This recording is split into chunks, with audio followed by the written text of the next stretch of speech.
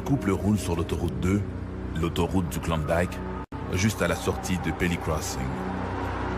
Soudain, ils remarquent toute une série de lumières blanches et oranges qui se déplacent en groupe. Au début, les témoins pensent à plusieurs avions volants en formation.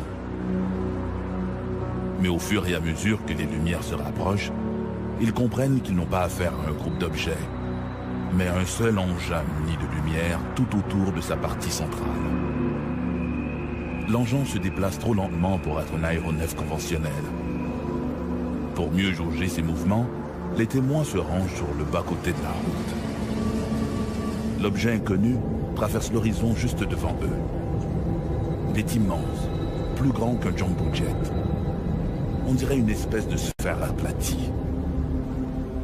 Les témoins n'ont jamais rien vu de tel, et ils ne sont pas les seuls. En cette soirée du 11 décembre 1996, ils seront des dizaines à observer cet engin inconnu. Un engin que l'on croirait sorti tout droit du film, La rencontre du troisième type. Le 11 décembre 1996, 4 personnes roulent en direction nord, près du village de Carmack, au Yukon. Il est un peu plus de 19 heures. C'est à ce moment-là qu'ils observent une série de lumières inhabituelles qui traversent le ciel. Ils ont l'impression que ces lumières sont accrochées à un objet gigantesque et sombre dont ils ne devinent que la silhouette. À quelques kilomètres de là, à Carmack, un autre groupe de gens s'installe pour regarder la télévision. L'un d'eux remarque, par la grande baie vitrée, la présence d'un chapelet de lumière rouge, jaune et orange. Au nombre des témoins, 2 jeunes enfants regardent le spectacle, convaincus qu'il s'agit du Père Noël et de ses rennes volants. L'un des cas les mieux documentés de l'histoire canadienne s'est produit en décembre 1986. Ce qu'il y a de remarquable, c'est qu'autant de gens aient vu un objet franchement inhabituel, et mieux encore, que tous ces témoins l'aient observé indépendamment les uns des autres. Une femme et son frère roulent le long de la Klondike Highway quand ils aperçoivent au loin des lumières qui évoluent en silence dans le ciel. Je revenais de Whitehorse avec mon frère et nous approchions de la route de Pelly, à quelques kilomètres de Pelly. Lorsqu'il a regardé de côté et s'est exclamé « Holy shit !» Il regardait vers le ciel, alors j'ai suivi son regard et j'ai aperçu une sorte d'amas d'étoiles et j'ai immédiatement réalisé qu'il s'agissait d'un vaisseau. En fait, ça voyageait à très très basse vitesse et je pouvais l'apercevoir au-dessus des collines qui passaient devant la Grande Ourse. C'était de la même taille que la Grande Ourse. À peu près au même moment, un autre automobiliste s'arrête dans l'accotement afin de pouvoir mieux observer le phénomène lumineux auquel il assiste depuis déjà quelques minutes. L'objet, qui passe bientôt au-dessus de l'homme, ne présente qu'une structure lisse, sans renflement ni aspérité. Seule cette puissante lumière blanche est visible sous la base.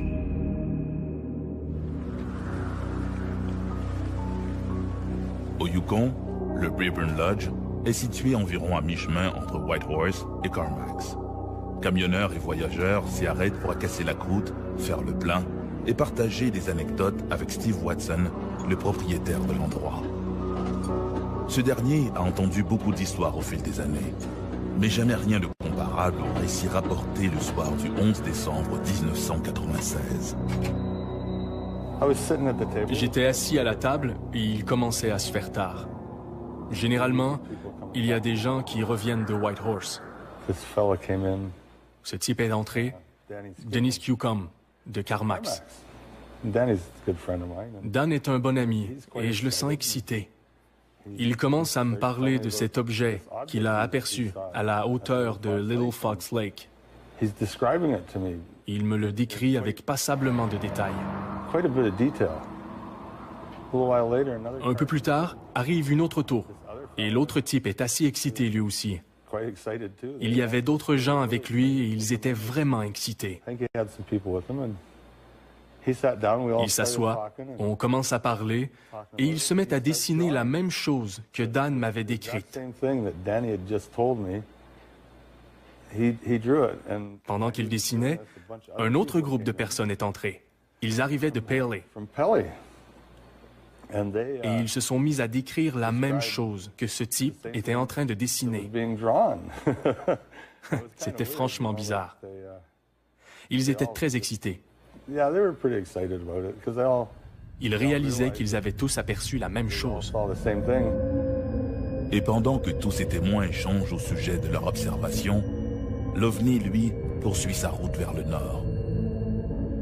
Quand on prend connaissance de dossiers comme le Yukon, un dossier à multiples objets, à multiples témoins, les Américains appellent ça des UFO flaps, c'est-à-dire des arrivées massives d'OVNI pendant une certaine période de temps, puis à un moment donné, floup, ça disparaît. Et ça, il y en a des épisodes comme ça. Il ne faut pas oublier là, que si on fait le décompte des observations d'OVNI dans le monde, on parle de centaines de millions de cas. À Pelly Crossing, un trappeur remarque une série de lumières blanches et jaunes qui survolent les collines proches. Quand je suis arrivé dans la clairière, j'ai remarqué du coin de l'œil une étrange lumière. Je me suis retourné et j'ai aperçu un faisceau vert. Je me suis dit, ah, un 747 arrive. Puis je l'ai regardé et ça bougeait très très lentement.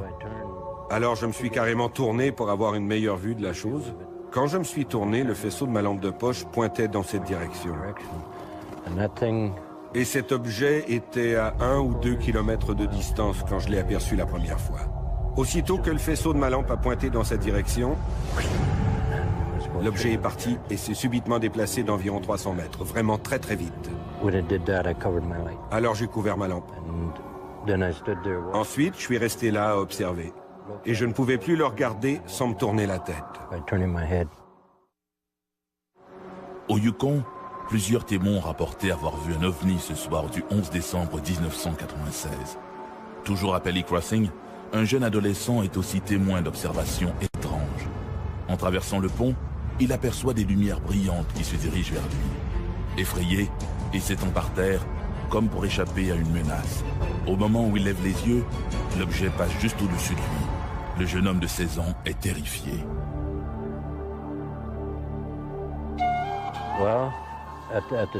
À ce moment, j'étais surtout émerveillé. Cette chose pouvait bouger en silence. Aucun bruit de moteur, comme si ça flottait. Et d'après ce que je comprends de l'aérodynamique, on ne peut pas faire ça. Alors je me suis dit, c'est fabuleux. Puis après que j'ai quitté le lieu, je me suis dit, pourquoi est-ce que j'ai caché le faisceau de ma lampe? J'aurais peut-être pu monter là-dedans et leur rendre visite. Je dirais que nous l'avons observé durant quelques minutes, puis les lumières ont fait bling, bling, bling sur différentes sections du vaisseau spatial, puis il est disparu. On ne pouvait plus le voir du tout. Et nous n'avons rien entendu. Après ça, je suis rentré à la maison vers 22 h et ils regardaient une vidéo. Et croyez-le ou non, c'était Independence Day. Ils en étaient à la scène où le vaisseau spatial s'ouvre pour lancer son rayon. Je suis rentré tout excité et je leur ai dit « Vous ne devinerez jamais ce que j'ai vu ». Et je leur ai raconté mon histoire. Tout le monde s'est mis à avoir peur. Durant une bonne semaine, les petits-enfants ont refusé de sortir. C'était une totale surprise, tant pour mon frère que pour moi. Alors, je lui ai demandé « Que penses-tu de ça ?» Et il m'a répondu « C'est peut-être nous, dans le futur, qui revenons pour nous voir. » Le plus intéressant dans cette affaire, c'est que ces gens ne se sont pas précipités pour rapporter leurs observations. En fait, il y a eu un excellent travail fait par l'ufologiste Martin Jezek. J'ai vécu au Yukon durant environ 8 ans. Et pendant que j'étais là-haut, j'ai enquêté sur les observations d'OVNI. C'était très bien. Ça m'a permis de rencontrer beaucoup de gens et d'étudier des cas très intéressants. Avec la minutie d'un détective, il va retrouver pas moins de 31 témoins. Selon lui, l'OVNI n'était pas un aéronef conventionnel, mais plus vraisemblablement un engin d'une technologie non humaine. Non conventionnel, qui bouge très rapidement, qui ne fait pas de bruit, qu'on ne peut expliquer autrement que par une technologie qui n'appartient pas à notre monde. Martin Jasek a été incapable d'arriver à quelque conclusion que ce soit concernant la nature de cet objet. On a vérifié auprès des autorités militaires canadiennes qui ont affirmé qu'il n'y avait rien dans cette zone à ce moment-là. Les observateurs ont tous affirmé qu'il ne pouvait s'agir ni d'un avion, ni d'une montgolfière. Ce n'était pas des étoiles ou des planètes non plus parce que ça bougeait d'une manière radicalement différente des étoiles et des planètes. C'était quelque chose de très, très, très différent. Nous ne savons pas si c'était une soucoupe volante en provenance de Mars ou de Vénus, mais c'était quelque chose de franchement inhabituel. Qui sait si c'est de fabrication humaine ou extraterrestre? Mais en bout de ligne, ils ont bien vu ce qu'ils ont vu. Cette région est réputée pour les observations de trucs inexplicables qui y sont faites. Alors qui sait? C'est peut-être une hallucination collective, mais j'en doute. L'hallucination collective, ça n'existe pas. C'est un mythe, c'est une invention. Pour qu'elle soit vraie, l'hallucination collective, n'en déplaise aux sceptiques, il faudrait qu'on prouve que la télépathie existe. Ce serait la seule façon de dire « j'ai vu quelque chose, je te l'ai transmis télépathiquement et je l'ai fait à la communauté qui était présente sur les lieux. Ils ont tous vu la même image que moi. On vient de prouver la télépathie le jour où on prouvera l'hallucination collective. » Ce sera déjà un bon bout de fait. La petite Volkswagen roule à la sortie de Dover. William Bartlett et ses deux amis Mark Mazoka et Yancy Brody écoutent de la musique à tue-tête. Arrivé près de Farm Street, Bartlett amorce un virage serré. C'est en exécutant sa manœuvre qu'il aperçoit, éclairé par les phares de sa voiture, une créature des plus bizarres. La créature ne reste visible que 5 ou 6 secondes, mais Bill Bartlett jure à ses amis qu'il l'a bien vue. Il n'oubliera jamais sa rencontre avec le démon de Dover. Dover est une petite ville d'à peine 5000 citoyens, située à 25 km au sud de Boston, dans le comté de Norfolk. C'est une petite communauté rurale typique de la Nouvelle-Angleterre. La première observation du démon de Dover s'est produite le 21 avril 1977 à 22h30, lorsqu'un individu nommé Bill Bartlett conduisait sa Volkswagen sur Farm Street. Il y avait 3 autres personnes dans la voiture qui n'ont pas remarqué ce qu'il a vu. C'est lui qui conduisait, qui regardait devant et qui a aperçu dans la lumière des phares une créature perchée sur un muret de pierre. Il l'a décrite comme ayant une grosse tête ovoïde qui se déplaçait difficilement en s'appuyant sur 3 orteils et 3 doigts. Elle avait un très petit corps et 2 yeux d'où émanait une lueur orange ou rouge, ou orange et rouge. De retour chez lui, il s'est immédiatement installé à son bureau et a entrepris de dessiner la créature. 2 heures plus tard, John Baxter quittait le domicile de son ami de cœur à environ 1 mile de l'endroit où Bill Bartlett avait eu sa vision. Et subitement, au milieu de la route, une petite route rurale, il a aperçu une personne qu'il a prise pour un écolier. Selon sa description, comme l'écolier avait une grosse tête, il a cru que c'était MJ. Et il s'est mis à crier « MJ, est-ce que c'est toi ?»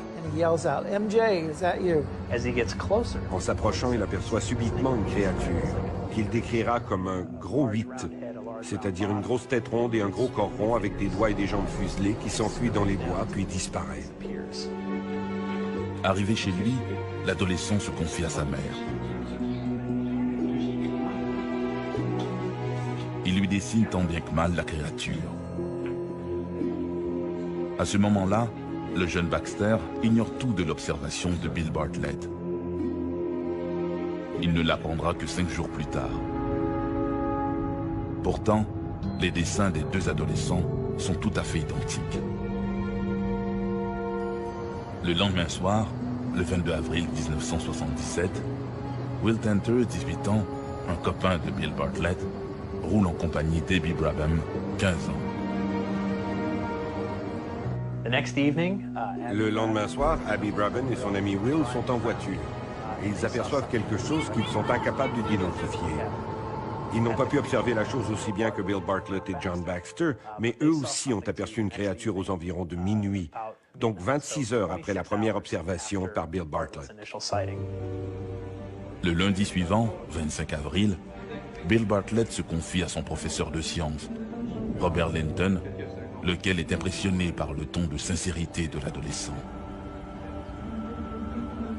À l'époque des événements, le cryptozoologue Loren Coleman s'intéresse à ces étranges apparitions. Ce qui s'est passé, c'est qu'à cette époque, je travaillais dans une école spécialisée pour les garçons ayant des troubles émotionnels, juste de l'autre côté de la rivière Charles et du comté de Dover au Massachusetts. Régulièrement, lors de mes journées de congé, je fréquentais un magasin nommé le Dover Country Store.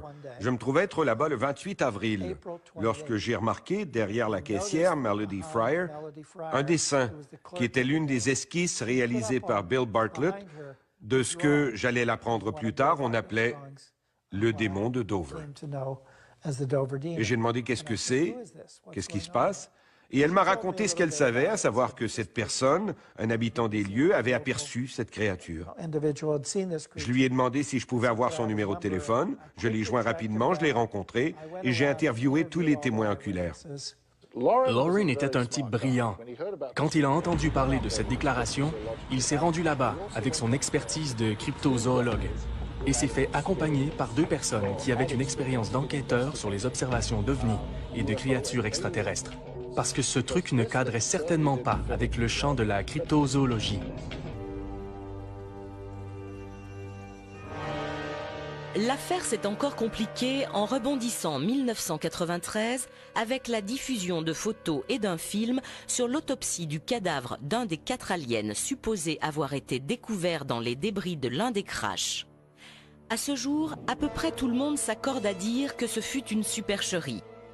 C'est sur l'instigateur et sa motivation que les avis divergent encore.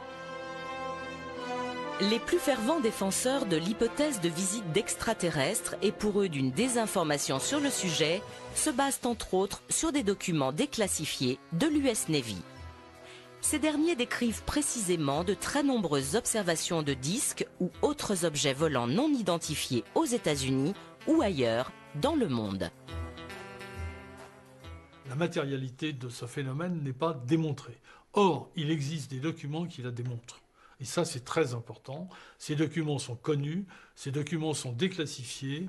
Il y en avait, pour vous donner un exemple, 85 000 en 1985. 85 000 pages dactylographiées qui parlent toutes du même sujet, qui représentent des documents militaires et qui toutes vont dans le même sens. Il y a effectivement des incursions qui, dans les années 65, se font de plus en plus précises au-dessus des bases atomiques américaines. Il y a des déprogrammations d'ogives prêtes à être lancées sur les Russes, etc., etc. Ce rapport décrit des survols de la Scandinavie qui sont intervenus alors que la flotte américaine qui revenait de Bikini, donc de l'opération Crossroad, où de nombreuses bombes atomiques avaient été tirées, la flotte entrait dans les eaux territoriales scandinaves. Il est plus que probable qu'on avait affaire à des engins qui n'étaient pas de ce monde, en tout cas pas d'une technologie humaine, qui recherchaient la source des bombes atomiques. Le rapport fait allusion à des missiles qui sont vus à relativement basse altitude, mais certains à très basse altitude, au-dessus de la Scandinavie. Ils ressemblent d'assez loin à des fusées V1. Ces missiles ont des caractéristiques très différentes. Ils émettent une flamme toutes les 3 secondes, ce qui n'était pas du tout le type de propulsion d'un V1.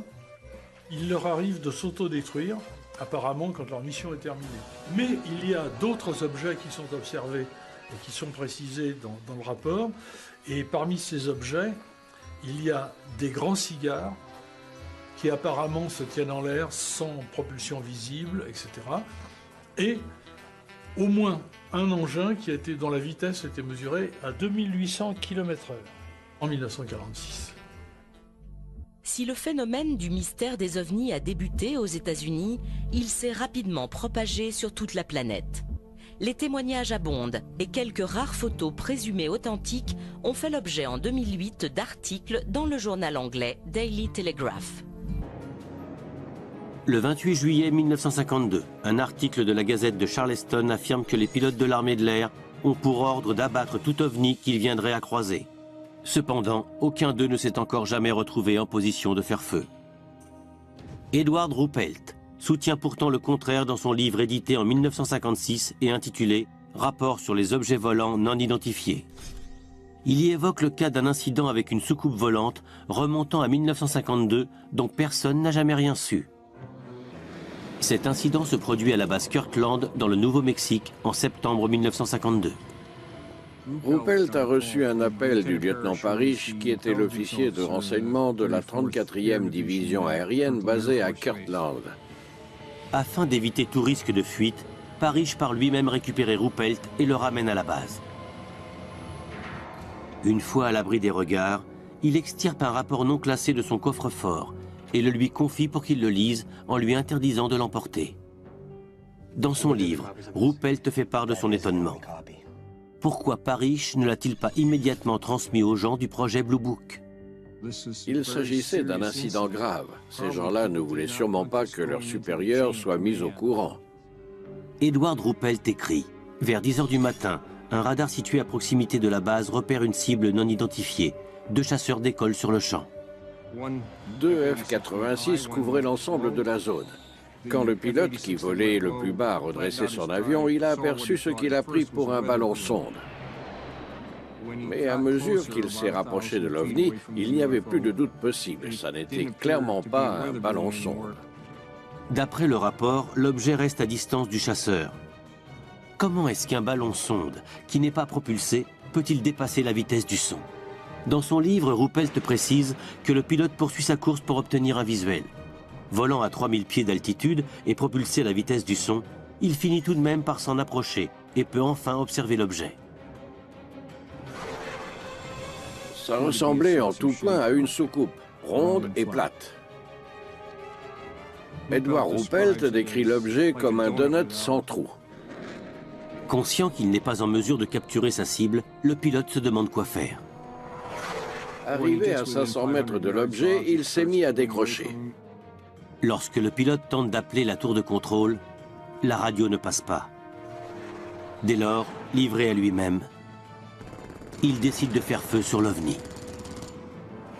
Ruppelt écrit dans son livre « L'instant d'après, l'objet prit de l'altitude et disparut en l'espace de quelques secondes. De retour à la base, le pilote est immédiatement convoqué. Le règlement aérien stipule que tout tir doit faire l'objet d'un rapport. En plus de la paperasse, il y a un risque de mesures disciplinaires pour celui qui utilise ses munitions. J'imagine que le commandant de la 34e division aérienne n'avait pas particulièrement envie que ça s'ébruite. Pire encore, le pilote s'obstine à dire qu'il a fait feu sur un OVNI. Un pilote tombe séance tenante dans le discrédit si jamais il fait mention d'un OVNI. Malgré le travail de Ruppelt, personne ne prenait ça au sérieux. Une rumeur circule dans la base. Le pilote serait un taré et aurait pété un câble sans aucune raison. Ce qui est troublant, c'est qu'il est arrivé exactement la même chose, et à la même époque, dans le sud de la France, en Provence. Le témoin est un producteur de lavande qui s'appelle Maurice Mas. Maurice est au travail dans son champ quand il voit une chose bizarre se poser dans ses lavandes. Il s'approche, identifiant une voiture populaire de l'époque qu'il va aller décrire aux gendarmes. Les gendarmes retranscrivent son témoignage dans un dessin officiel avec un ovni qui ressemble étrangement à celui de Socorro. La seule différence, c'est que les 2 extraterrestres ont paralysé Maurice pour protéger leur fuite. On ne saura jamais s'il a été paralysé de terreur par un hélicoptère de la base militaire toute proche qui existait déjà à cette époque. Cependant, Valence seul n'est pas devenu sans raison l'autre cas légendaire de rencontre du 3e type. Il y a encore autre chose de très intriguant dans le cas de Maurice Mas et que l'on ne peut comprendre qu'en allant sur place. Il ne s'agit pas de rencontrer Maurice. Aujourd'hui, tout comme l'ONI, il ne veut plus parler. Il préfère oublier cette histoire et sa mauvaise célébrité. 2 choses qui lui ont gâché la tranquillité et la douceur de vivre dans la capitale mondiale de la lavande. Mais on peut toujours en parler avec l'adjoint au maire, Maurice Chassepoul. Ça a eu une retombée exceptionnelle, ça a fait du bruit, comme on dit. Hein. Mais c'est vrai que depuis, systématiquement, les gens viennent, demandent, s'informent. Des années après, les gens s'informent. Mais où, est-ce qu'on peut voir le lieu où la soucoupe s'est posée? Est-ce qu'il est vrai que l'herbe depuis n'a plus repoussé? Bon, elle est restée quelques temps de repousser, c'est vrai, mais depuis, elle a quand même repoussé. On a des gens du monde entier qui continuent à venir. Alors au moment où la soucoupe s'est posée, où cet ovni, cet objet volant non identifié s'est posé, alors là ça a été... Mais personne, même Maurice Mas en avait assez. Il est parti d'ailleurs. Et au bout de quelques jours, on l'a plus vu. C'est vraiment quelque chose d'exceptionnel. Ça ajoute encore quelque chose au charme du village, parce qu'on a un village charmant. On n'a jamais fait de publicité particulière pour la soucoupe volante, mais on en parle quand même. Avec Maurice, nous sommes les quelques personnes qui, de Valençol, ont vu le soir même les traces sur le terrain. Et bien entendu, on s'est posé la question toute simple, qu'est-ce qui a bien pu se poser ? Ça ne peut que nous alerter, nous mettre sur une piste où l'on peut aller beaucoup plus loin et peut-être qu'un jour, les scientifiques nous expliqueront ce qu'il en est de ces traces sur le terrain. Max Demolle est le maire de Valençol qui m'a parlé du deuxième ovni tombé il y a 10 ans dans le champ de son frère Maurice. En réalité, cet ovni n'en était pas un, mais son explication rationnelle vient paradoxalement au secours de ce que pensent certains ufologues. Je ne sais pas si c'était le vent ou si c'est... Enfin, il y avait... Du côté nord, c'était pas loin, les tiges. Et du côté sud, ça allait à 40 mètres loin. Alors des gens sont venus depuis voir. Des gens qui croient beaucoup aux ovnis et ils ont plutôt cru que c'était des ovnis, hein, eux. Mais moi, je sais pas si c'était un avion à décollage vertical ou si c'était simplement la foudre. En 1989, il est probable qu'il s'agissait de la foudre, attirée par les antennes radars situées à proximité. Et voilà ce qui est intéressant. Les radars émettent de très puissants champs de micro-ondes, dont certains ufologues pensent qu'ils peuvent perturber le vol des ovnis. Car ces mêmes ufologues pensent que les soucoupes volantes utilisent les micro-ondes comme énergie motrice. Ainsi, il y aurait une explication à l'ovni de Valençol en 1965. Il aurait été affaibli par les micro-ondes et il serait allé se poser dans le champ de Maurice Masse. C'est là qu'intervient l'ovni de Roswell, car les ufologues pensent que le célèbre crash du Nouveau-Mexique est dû à une perturbation par des radars militaires. Vaste mystère qui, en tout cas, ne semble pas perturber outre mesure l'ami Jeannot. Ma foi, c'est flou, c'est pas net et ça reste comme ça, depuis des années, hein. Et on peut pas dire ni c'est vrai, ni c'est pas vrai, il est venu quelque chose, mais quoi? Alors on téléphonait de partout, à la gendarmerie on téléphonait tout le temps, on y téléphonait d'Amérique, même à la gendarmerie. Vous êtes à la gendarmerie de Valençol, d'ici, de là. Alors ça bouillonnait, comme on dit. C'est une chose mystérieuse, hein. Je vois pas, hein, ce qu'on pourrait raconter, hein. Je vois pas déçu, hein. Comme on dit, ça a été classé. Et alors voilà, hein. On pourra aller boire un coup après, hein. Voici l'un d'entre eux. Clifford Stone a travaillé pendant 20 ans dans l'armée américaine. Pour des choses intéressantes. Il prétend ainsi avoir participé à une opération ultra secrète. Son objectif, retrouver des satellites soviétiques tombés sur Terre. J'étais affecté à la localisation des épaves et des débris. Ces opérations étaient baptisées Projet Poussière Douche Bleue. Repérer les objets d'origine inconnue ou ayant résisté à une rentrée dans l'atmosphère terrestre. La plupart des objets récupérés ne présentent rien de particulier. Mais en 1969, l'équipe de Cliff plus étrange. À cette époque, on a reçu un appel qu'un avion ou quelque chose s'était écrasé non loin de là où on était.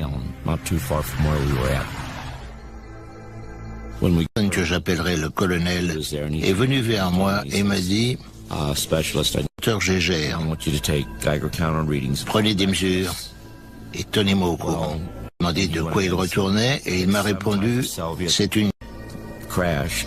Si vous voyez quelque chose d'inhabituellement, un singe. » Vous savez que les soviétiques en mettent dans leurs engins comme nous. Donc, si vous voyez un corps, ne vous en faites pas, ce sera un singe.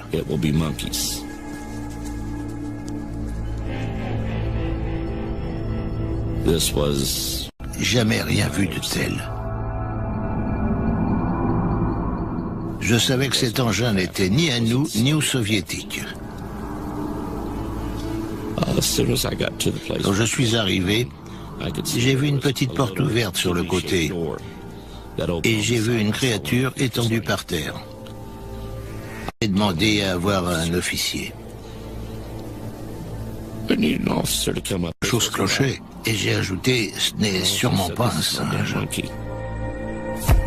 Depuis qu'il a quitté l'armée, Clifford Stone prétend qu'il essaie d'obliger le gouvernement américain à reconnaître les faits. Ignorer son histoire. Quelle que soit la vérité, il semble croire dur comme fer à ce qu'il dit. Boum, à chaque fois, il y a une apocalypse. Donc quand on parle de l'apocalypse, il y a peut-être eu des apocalypses successives, c'est tout.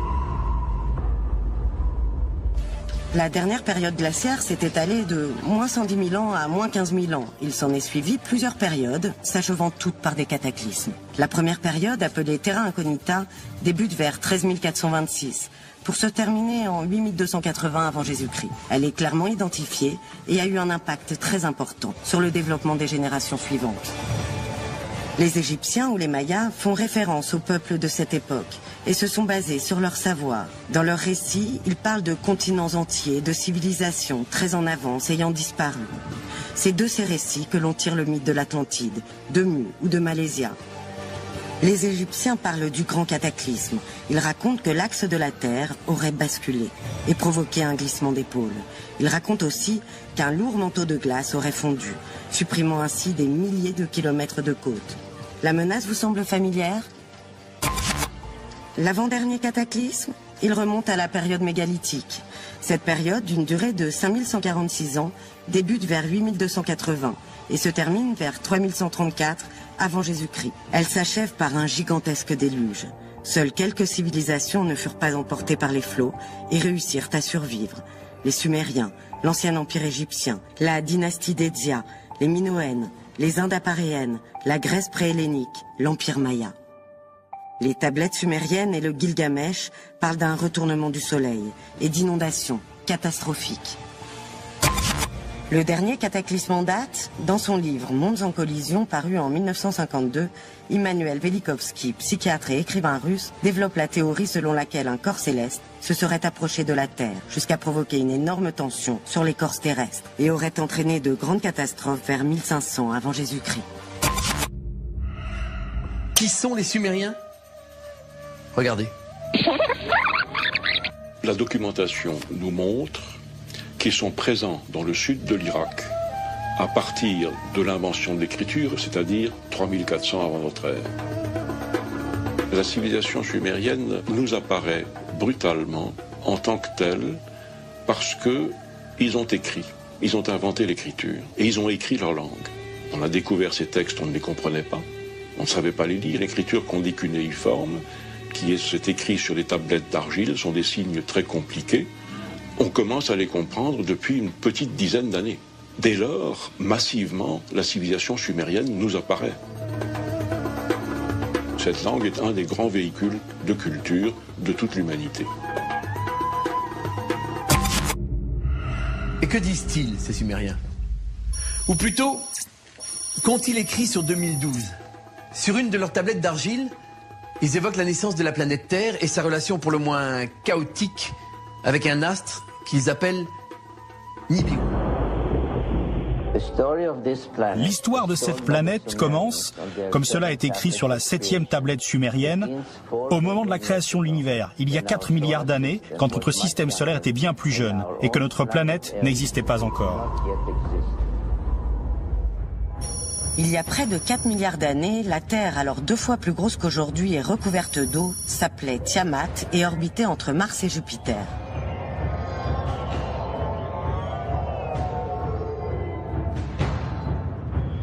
Une planète du nom de Nibiru s'approcha si près qu'une de ses lunes entra en collision avec Tiamat.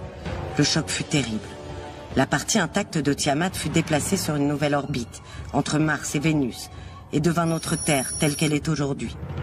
La partie de Tiamat ayant subi le choc aurait été réduite en morceaux, et ses restes seraient le bracelet martelé que nous appelons aujourd'hui la ceinture d'astéroïdes.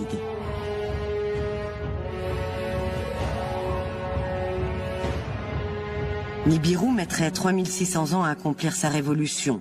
Elle tournerait dans le sens inverse des autres planètes et son orbite ne serait pas dans le plan de l'écliptique. En bref, elle ne ferait pas forcément partie de notre système solaire. L'année 2012 marque le retour de cette planète Nibiru, après un cycle de 3600 ans.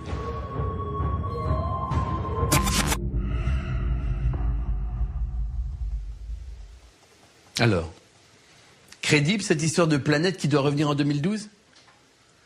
Mais si elle existe vraiment, pourquoi on ne la voit pas? Pourquoi personne ne nous dit rien? Tout ce que je peux vous dire, il n'y a aucun astronome qui me contredira, c'est que nous connaissons très mal le système solaire.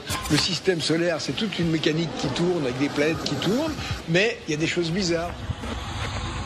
Nibiru, c'est un nom qui a été donné pour effectivement une planète qui existerait dans le système solaire au-delà de ce qu'on connaît actuellement. Les gens se sont dit, mais pourquoi le système solaire s'arrêterait à Neptune et Pluton? Pourquoi n'y aurait-il pas des corps encore qui pourraient exister après? En étudiant l'orbite d'Uranus, on s'est aperçu que cette orbite ne suivait pas les lois naturelles que l'on connaissait. Et donc comme ça, on a pu prédire la présence d'une 8e planète qui était Neptune.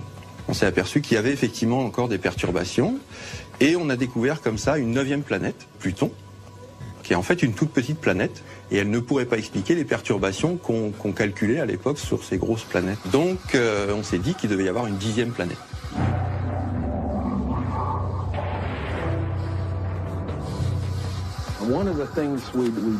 Ce que nous avons fait dès 1978, c'est d'avancer la théorie selon laquelle une autre planète existerait. Et cette planète aurait une masse 3 à 5 fois supérieure à celle de la Terre. 5 fois plus grosse que la Terre. Imaginez. Et tout se vérifie avec les données de la NASA. Si cette planète repasse en 2012 et qu'elle met 3600 ans à faire le tour du Soleil, elle serait donc passée la dernière fois vers 1500 avant Jésus-Christ. Soit au moment où Velikovsky situe l'un des derniers cataclysmes majeurs sur Terre. D'après les études, Nibiru ne viendra pas s'écraser sur nous.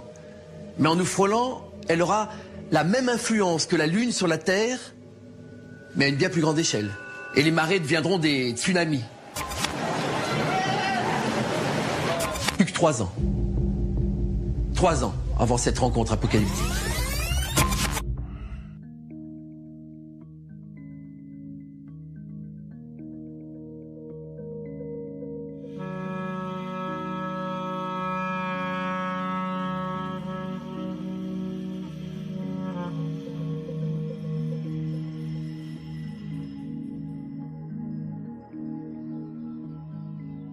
Les Mayas ont été de fins observateurs du ciel et ont donc décrit les mouvements des planètes avec beaucoup de précision. On a retrouvé des observatoires à partir desquels ils faisaient leurs observations. Alors notamment de la planète Vénus, qui avait une importance particulière à leurs yeux. La divination est un aspect très important de la culture maya qui transparaît même dans l'usage qu'ils ont fait de l'astronomie, dans la mesure où on peut considérer qu'ils étaient plus des astrologues que des astronomes. L'astronomie était au service de la divination. Ce qui les intéressait de comprendre dans le mouvement apparent des planètes était leurs répercussions supposées sur la vie des hommes.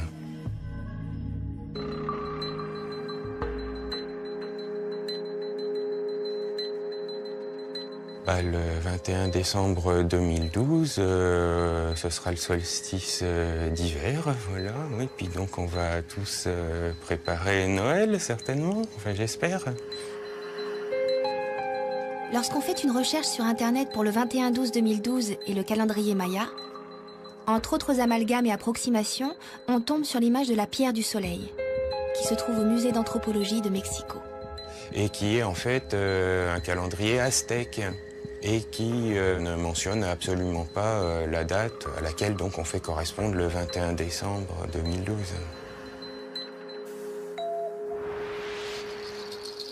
Les Mayas, les Aztèques et les Toltecs sont des peuples différents qui ont eu leur période d'apogée à des périodes différentes. Voilà, mais il n'y a pas de succession, par exemple, entre les Mayas et les Aztèques, c'est-à-dire que les Mayas existent encore aujourd'hui, la langue maya est encore parlée, et chez les Aztèques de même, leur langue, le nahuatl, est toujours actuellement parlée au Mexique par plus d'1 million de personnes. Le maya est en fait un terme qui désigne une famille de langues, une trentaine. À l'origine, c'est une langue du Yucatan qu'on appelle le yucatèque, qui était parlée par ceux qui se sont autodénommés les Mayas. Les autres populations se disent Mayas actuellement parce que des anthropologues, des linguistes sont venus leur dire « Vous êtes des Mayas puisque vous parlez une langue de la même famille ». La découverte des temples et des ruines mayas s'est faite petit à petit. À l'époque coloniale, il y a déjà des rapports qui mentionnent la visite de telle ou telle personne dans tel lieu et l'existence de ruines anciennes, sans forcément les attribuer aux Mayas. Et c'est dans les années 1830, avec les voyages de Stephens et Catherwood, puis plus tard avec Alfred Maudslay, qu'on a fait connaître au monde l'existence d'une culture dont il restait un grand nombre de réalisations matérielles. Des temples, des stèles, des palais, en les reconnaissant comme étant des témoignages de la culture maya.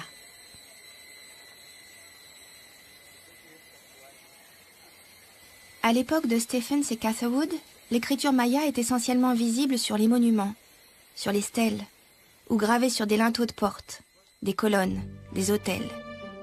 Quoiqu'on ait déjà observé des dates sur des céramiques. Les stèles ne donnent pas toujours des dates, mais dans la grande majorité des cas, on a au moins une date, puisque ces monuments étaient destinés à raconter l'histoire des élites dirigeantes de la société maya classique.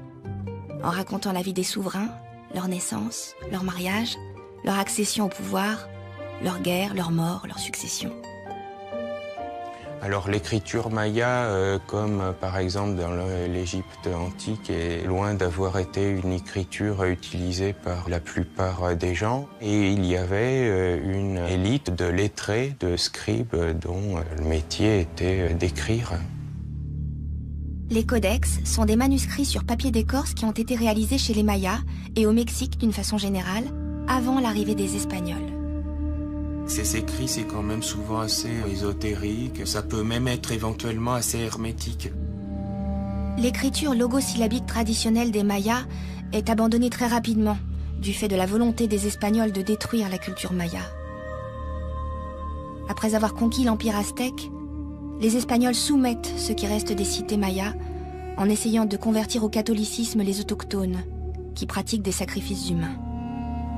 Et les codex furent brûlés par centaines. Il n'en existe aujourd'hui plus que 3 authentifiés, qui sont conservés à Dresde, Madrid et Paris. Ces 3 exemples sont, pour l'essentiel de leur contenu, des recueils d'almanachs divinatoires. C'était des sortes de manuels pour devins. Les Mayas, avant l'arrivée des Espagnols, comptaient en base 20. Dans ce système vigésimal, un petit cercle ou un point équivaut à 1 unité et une barre à 5 unités. Pourquoi 20 ? C'est très lié chez les Mayas à ce qui est humain et humanoïde. Les singes et les humains ont 20 doigts, 10 doigts aux mains et 10 aux pieds. D'ailleurs, un des 2 mots pour dire 20, Winnik, veut dire homme. L'autre se dit khal, qui renvoie à l'idée de boucler un paquet de numération.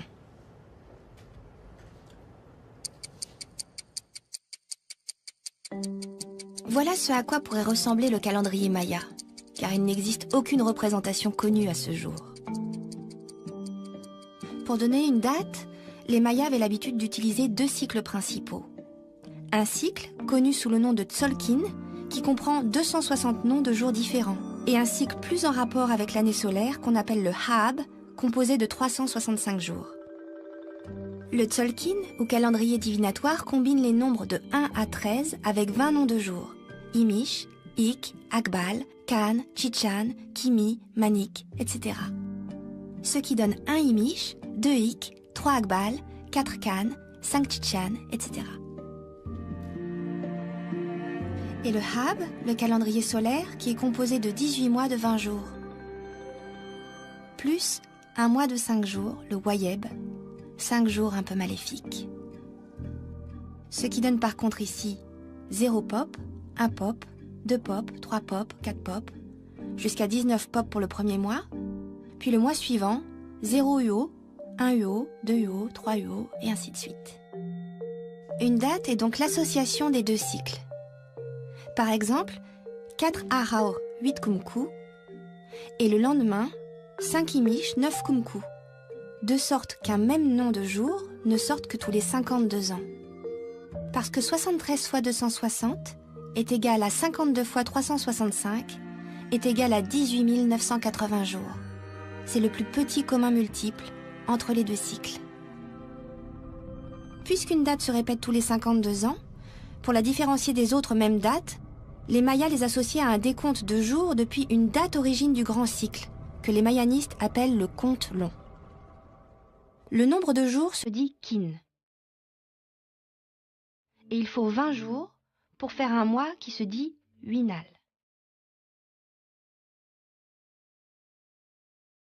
Puis 18 mois pour faire un tun, c'est l'année de compte, 360 jours. L'unité supérieure est le katun. Un katun, c'est 20 tun, 20 fois 360 jours. L'unité encore supérieure est le baktun, qui correspond à 20 katun, 144 000 jours. Un grand cycle dure 13 baktun, 1 872 000 jours, un peu plus de 5000 ans.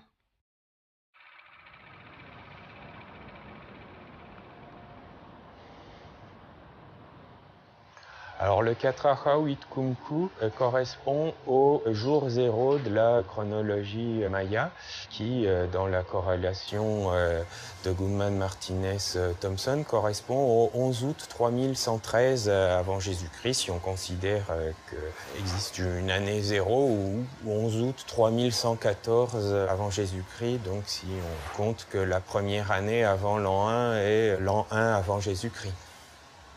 Alors la corrélation de Goodman-Martinez-Thompson et la corrélation entre calendrier maya et chrétien la plus généralement admise aujourd'hui parmi les mayanistes, mais ce n'est pas la seule. Pour faire correspondre une date dans le calendrier maya et notre calendrier grégorien, c'est-à-dire obtenir des corrélations, c'est assez compliqué. Les chercheurs se sont basés sur les quelques documents dont ils disposaient. Les 3 codex, écrits en glyphes, et des documents postérieurs écrits entre les 16e et 19e siècles en caractères latins, les Chilam Balam, qui fonctionnent souvent comme des rébus. Le 30 juin, en cette année 1541, était comme l'équivalent du 9 décembre dans le calendrier maya, c'est-à-dire 7 Kumku. Donc dans cette page du Chilam Balam de Tissimine, on a des passages donc, qui nous font correspondre des années du calendrier chrétien avec des années nommées dans le calendrier maya. Le jour origine du grand cycle dans le calendrier maya est le 4 Ahau 8 Kumku. Et le jour de fin de cycle, une fois les 13 baktun accomplis, est le 4 Ahau 3 Kankin. C'est cette date que des chercheurs font correspondre au 21-12-2012 et qui suscite tant de fantasmes. Mais d'autres chercheurs la décalent par exemple de 208 ans plus tard.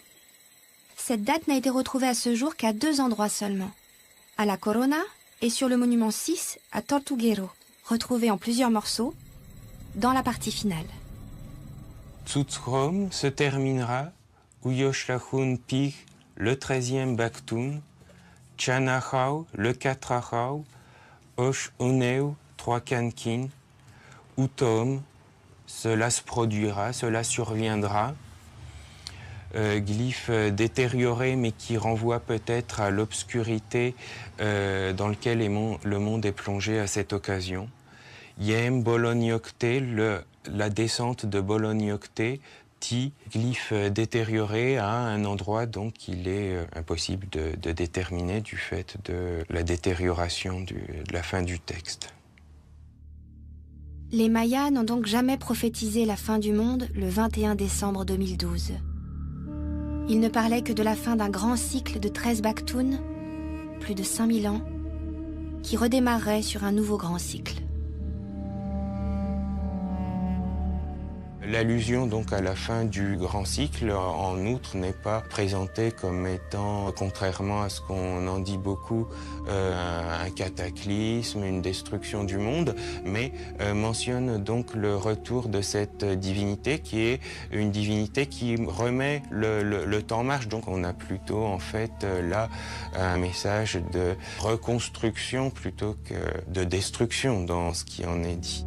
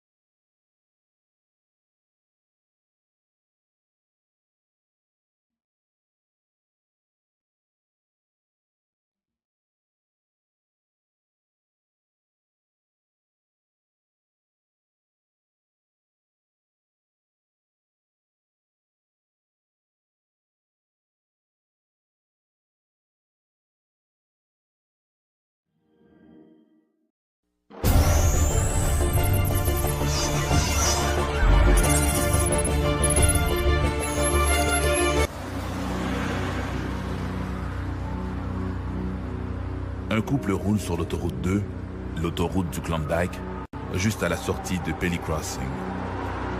Soudain, ils remarquent toute une série de lumières blanches et oranges qui se déplacent en groupe. Au début, les témoins pensent à plusieurs avions volants en formation. Mais au fur et à mesure que les lumières se rapprochent, ils comprennent qu'ils n'ont pas affaire à un groupe d'objets, mais un seul engin muni de lumière tout autour de sa partie centrale. L'engin se déplace trop lentement pour être un aéronef conventionnel. Pour mieux jauger ses mouvements, les témoins se rangent sur le bas-côté de la route. L'objet inconnu traverse l'horizon juste devant eux. Il est immense, plus grand qu'un jumbo jet. On dirait une espèce de sphère aplatie. Les témoins n'ont jamais rien vu de tel. Et ils ne sont pas les seuls. En cette soirée du 11 décembre 1996, ils seront des dizaines à observer cet engin inconnu. Un engin que l'on croirait sorti tout droit du film, La rencontre du troisième type. Le 11 décembre 1996, 4 personnes roulent en direction nord, près du village de Carmack, au Yukon. Il est un peu plus de 19 heures. C'est à ce moment-là qu'ils observent une série de lumières inhabituelles qui traversent le ciel. Ils ont l'impression que ces lumières sont accrochées à un objet gigantesque et sombre dont ils ne devinent que la silhouette. À quelques kilomètres de là, à Carmack, un autre groupe de gens s'installe pour regarder la télévision. L'un d'eux remarque, par la grande baie vitrée, la présence d'un chapelet de lumière rouge, jaune et orange. Au nombre des témoins, 2 jeunes enfants regardent le spectacle, convaincus qu'il s'agit du Père Noël et de ses rennes volants. L'un des cas les mieux documentés de l'histoire canadienne s'est produit en décembre 1986. Ce qu'il y a de remarquable, c'est qu'autant de gens aient vu un objet franchement inhabituel, et mieux encore, que tous ces témoins l'aient observé indépendamment les uns des autres. Une femme et son frère roulent le long de la Klondike Highway quand ils aperçoivent au loin des lumières qui évoluent en silence dans le ciel. Je revenais de Whitehorse avec mon frère et nous approchions de la route de Pelly, à quelques kilomètres de Pelly. Lorsqu'il a regardé de côté et s'est exclamé « Holy shit !» Il regardait vers le ciel, alors j'ai suivi son regard et j'ai aperçu une sorte d'amas d'étoiles et j'ai immédiatement réalisé qu'il s'agissait d'un vaisseau. En fait, ça voyageait à très très basse vitesse et je pouvais l'apercevoir au-dessus des collines qui passaient devant la Grande Ourse. C'était de la même taille que la Grande Ourse. À peu près au même moment, un autre automobiliste s'arrête dans l'accotement afin de pouvoir mieux observer le phénomène lumineux auquel il assiste depuis déjà quelques minutes. L'objet, qui passe bientôt au-dessus de l'homme, ne présente qu'une structure lisse, sans renflement ni aspérité. Seule cette puissante lumière blanche est visible sous la base.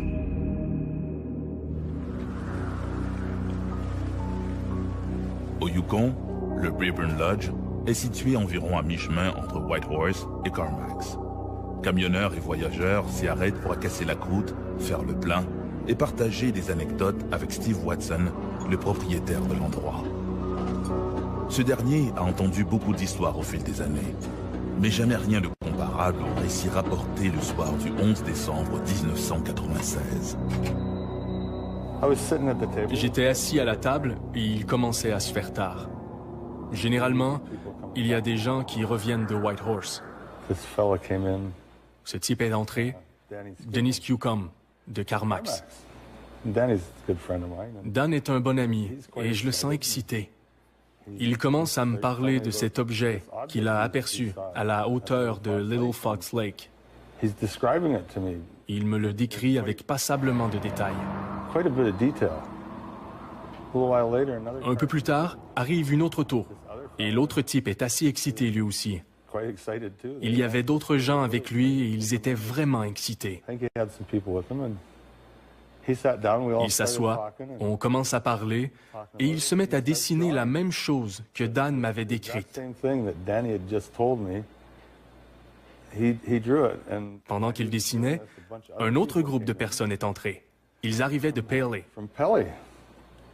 Et ils se sont mis à décrire la même chose que ce type était en train de dessiner. C'était franchement bizarre. Ils étaient très excités. Ils réalisaient qu'ils avaient tous aperçu la même chose. Et pendant que tous ces témoins échangent au sujet de leur observation, l'OVNI, lui, poursuit sa route vers le nord. Quand on prend connaissance de dossiers comme le Yukon, un dossier à multiples objets, à multiples témoins, les Américains appellent ça des UFO flaps, c'est-à-dire des arrivées massives d'OVNI pendant une certaine période de temps, puis à un moment donné, floup, ça disparaît. Et il y en a des épisodes comme ça. Il ne faut pas oublier là, que si on fait le décompte des observations d'OVNI dans le monde, on parle de centaines de millions de cas. À Pelly Crossing, un trappeur remarque une série de lumières blanches et jaunes qui survolent les collines proches. Quand je suis arrivé dans la clairière, j'ai remarqué du coin de l'œil une étrange lumière. Je me suis retourné et j'ai aperçu un faisceau vert. Je me suis dit, ah, un 747 arrive. Puis je l'ai regardé et ça bougeait très très lentement. Alors je me suis carrément tourné pour avoir une meilleure vue de la chose. Quand je me suis tourné, le faisceau de ma lampe de poche pointait dans cette direction. Et cet objet était à 1 ou 2 kilomètres de distance quand je l'ai aperçu la première fois. Aussitôt que le faisceau de ma lampe a pointé dans cette direction, l'objet est parti et s'est subitement déplacé d'environ 300 mètres, vraiment très très vite. Alors j'ai couvert ma lampe. Ensuite, je suis resté là à observer. Et je ne pouvais plus le regarder sans me tourner la tête. Au Yukon, plusieurs témoins ont rapporté avoir vu un OVNI ce soir du 11 décembre 1996. Toujours à Pelly Crossing, un jeune adolescent est aussi témoin d'observations étranges.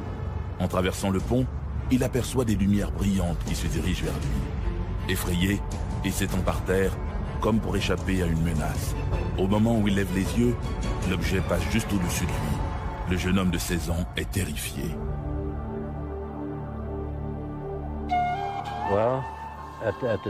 À ce moment, j'étais surtout émerveillé. Cette chose pouvait bouger en silence. Aucun bruit de moteur, comme si ça flottait. Et d'après ce que je comprends de l'aérodynamique, on ne peut pas faire ça. Alors je me suis dit, c'est fabuleux. Puis après que j'ai quitté le lieu, je me suis dit, pourquoi est-ce que j'ai caché le faisceau de ma lampe? J'aurais peut-être pu monter là-dedans et leur rendre visite. Je dirais que nous l'avons observé durant quelques minutes, puis les lumières ont fait bling, bling, bling sur différentes sections du vaisseau spatial, puis il est disparu. On ne pouvait plus le voir du tout, et nous n'avons rien entendu. Après ça, je suis rentré à la maison vers 22 h et il regardait une vidéo. Et croyez-le ou non, c'était Independence Day. Ils en étaient à la scène où le vaisseau spatial s'ouvre pour lancer son rayon. Je suis rentré tout excité et je leur ai dit « Vous ne devinerez jamais ce que j'ai vu ». Et je leur ai raconté mon histoire. Tout le monde s'est mis à avoir peur. Durant une bonne semaine, les petits-enfants ont refusé de sortir. C'était une totale surprise, tant pour mon frère que pour moi. Alors, je lui ai demandé « Que penses-tu de ça ?» Et il m'a répondu « C'est peut-être nous, dans le futur, qui revenons pour nous voir. » Le plus intéressant dans cette affaire, c'est que ces gens ne se sont pas précipités pour rapporter leurs observations. En fait, il y a eu un excellent travail fait par l'ufologiste Martin Jezik. J'ai vécu au Yukon durant environ 8 ans. Et pendant que j'étais là-haut, j'ai enquêté sur les observations d'OVNI. C'était très bien. Ça m'a permis de rencontrer beaucoup de gens et d'étudier des cas très intéressants. Avec la minutie d'un détective, il va retrouver pas moins de 31 témoins. Selon lui, l'OVNI n'était pas un aéronef conventionnel, mais plus vraisemblablement un engin d'une technologie non humaine. Non conventionnel, qui bouge très rapidement, qui ne fait pas de bruit, qu'on ne peut expliquer autrement que par une technologie qui n'appartient pas à notre monde. Martin Jezik a été incapable d'arriver à quelque conclusion que ce soit concernant la nature de cet objet. On a vérifié auprès des autorités militaires canadiennes qui ont affirmé qu'il n'y avait rien dans cette zone à ce moment-là. Les observateurs ont tous affirmé qu'il ne pouvait s'agir ni d'un avion, ni d'une montgolfière. Ce n'était pas des étoiles ou des planètes non plus parce que ça bougeait d'une manière radicalement différente des étoiles et des planètes. C'était quelque chose de très, très, très différent. Nous ne savons pas si c'était une soucoupe volante en provenance de Mars ou de Vénus, mais c'était quelque chose de franchement inhabituel. Qui sait si c'est de fabrication humaine ou extraterrestre? Mais en bout de ligne, ils ont bien vu ce qu'ils ont vu. Cette région est réputée pour les observations de trucs inexplicables qui y sont faites. Alors qui sait? C'est peut-être une hallucination collective, mais j'en doute. L'hallucination collective, ça n'existe pas. C'est un mythe, c'est une invention. Pour qu'elle soit vraie, l'hallucination collective, n'en déplaise aux sceptiques, il faudrait qu'on prouve que la télépathie existe. Ce serait la seule façon de dire « J'ai vu quelque chose, je te l'ai transmis télépathiquement et je l'ai fait à la communauté qui était présente sur les lieux. Ils ont tous vu la même image que moi. On vient de prouver la télépathie le jour où on prouvera l'hallucination collective. » Ce sera déjà un bon bout de fait. La petite Volkswagen roule à la sortie de Dover. William Bartlett et ses deux amis Mark Mazoka et Yancy Brody écoutent de la musique à tue-tête. Arrivé près de Farm Street, Bartlett amorce un virage serré. C'est en exécutant sa manœuvre qu'il aperçoit, éclairé par les phares de sa voiture, une créature des plus bizarres. La créature ne reste visible que 5 ou 6 secondes, mais Bill Bartlett jure à ses amis qu'il l'a bien vue. Il n'oubliera jamais sa rencontre avec le démon de Dover. Dover est une petite ville d'à peine 5000 citoyens, située à 25 km au sud de Boston, dans le comté de Norfolk. C'est une petite communauté rurale typique de la Nouvelle-Angleterre. La première observation du démon de Dover s'est produite le 21 avril 1977 à 22h30, lorsqu'un individu nommé Bill Bartlett conduisait sa Volkswagen sur Farm Street. Il y avait 3 autres personnes dans la voiture qui n'ont pas remarqué ce qu'il a vu. C'est lui qui conduisait, qui regardait devant et qui a aperçu dans la lumière des phares une créature perchée sur un muret de pierre. Il l'a décrite comme ayant une grosse tête ovoïde qui se déplaçait difficilement en s'appuyant sur 3 orteils et 3 doigts. Elle avait un très petit corps et 2 yeux d'où émanait une lueur orange ou rouge, ou orange et rouge. De retour chez lui, il s'est immédiatement installé à son bureau et a entrepris de dessiner la créature. 2 heures plus tard, John Baxter quittait le domicile de son ami de cœur à environ 1 mile de l'endroit où Bill Bartlett avait eu sa vision. Et subitement, au milieu de la route, une petite route rurale, il a aperçu une personne qu'il a prise pour un écolier. Selon sa description, comme l'écolier avait une grosse tête, il a cru que c'était MJ. Et il s'est mis à crier « MJ, est-ce que c'est toi ?» En s'approchant, il aperçoit subitement une créature qu'il décrira comme un gros 8, c'est-à-dire une grosse tête ronde et un gros corps rond avec des doigts et des jambes fuselées qui s'enfuit dans les bois puis disparaît. Arrivé chez lui, l'adolescent se confie à sa mère. Il lui dessine tant bien que mal la créature. À ce moment-là, le jeune Baxter ignore tout de l'observation de Bill Bartlett. Il ne l'apprendra que 5 jours plus tard. Pourtant, les dessins des 2 adolescents sont tout à fait identiques. Le lendemain soir, le 22 avril 1977, Will Tenter, 18 ans, un copain de Bill Bartlett, roule en compagnie d'Abby Brabham, 15 ans. Le lendemain soir, Abby Brabham et son ami Will sont en voiture. Et ils aperçoivent quelque chose qu'ils sont incapables d'identifier. Ils n'ont pas pu observer la chose aussi bien que Bill Bartlett et John Baxter, mais eux aussi ont aperçu une créature aux environs de minuit, donc 26 heures après la première observation par Bill Bartlett.